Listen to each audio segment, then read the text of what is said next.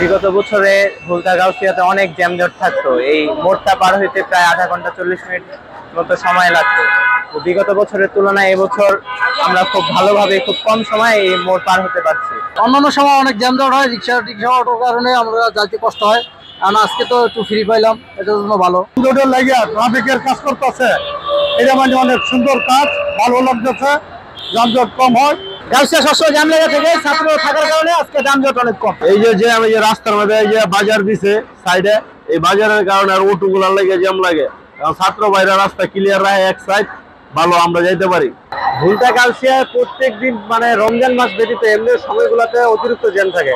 এখন জ্যামটা নাই, এই যে কিছু স্টুডেন্ট ভাইয়েরা কাজ করতেছে, ট্রাফিকের কাজ করতেছে, এই জন্য এই জ্যামটা অনেকটাই কমছে। এখন দেখেন অনেকটা স্বাভাবিক, মানুষগুলো খুব স্বাচ্ছন্দ্যভাবে যাতায়াত করতে পারছে।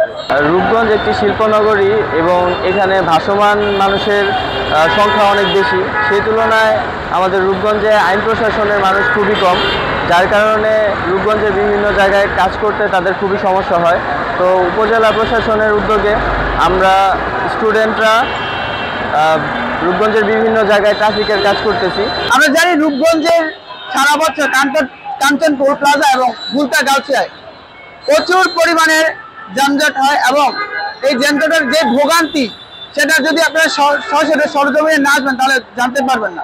এবং বর্তমানে কাঞ্চন টোল প্লাজাতে আমাদের উপজেলা প্রশাসনের সহায়তায় ছাত্ররা কাজ করছে, শিক্ষার্থীদের কাজের ফলে ওই জায়গায় জামটা অনেকটাই অনুকূলে চলে এসেছে। যমুনা ইলেকট্রনিক্স ঈদে ডাবল খুশি অফার সিজন 3, যে কোনো পণ্য কিনলেই পাচ্ছেন নিশ্চিত ঈদ উপহার। আমরা কালাদি, কাঞ্চন বাজার এবং মায়ারবাড়ি এই 3টা পয়েন্টে স্টুডেন্ট স্বেচ্ছাসেবক মিলে মোট 14 জন আমরা কাজ করতেছি।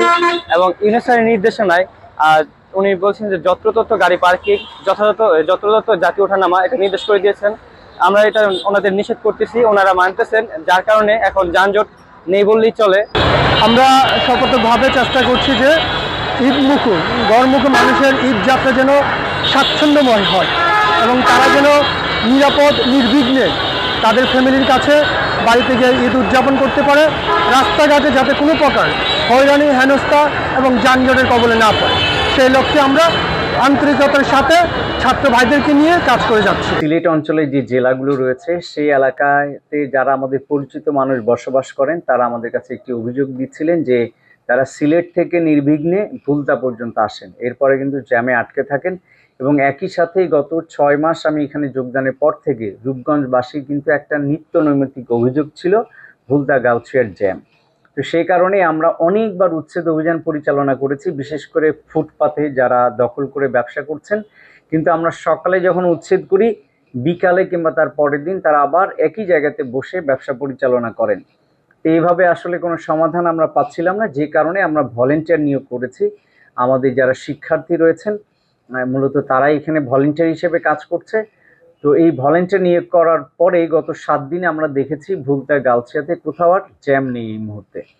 তো পুলিশের পাশাপাশি তারাও এটি কাজ করছে, বিশেষ করে আমাদের ট্রাফিক পুলিশের সাথে সঙ্গতি রেখেই তারা একসাথে কাজ করছে সমন্বয় করে। আর এদের জন্য আমরা অল্প কিছু অনারিয়াম দিব, সেটি আমরা উপজেলা প্রশাসনের পক্ষ থেকে ম্যানেজ করেছি। এটি আমরা ঈদ পর্যন্ত অব্যাহত রাখবো এবং তাদেরকে একটা ছোট্ট অনারিয়াম দিব।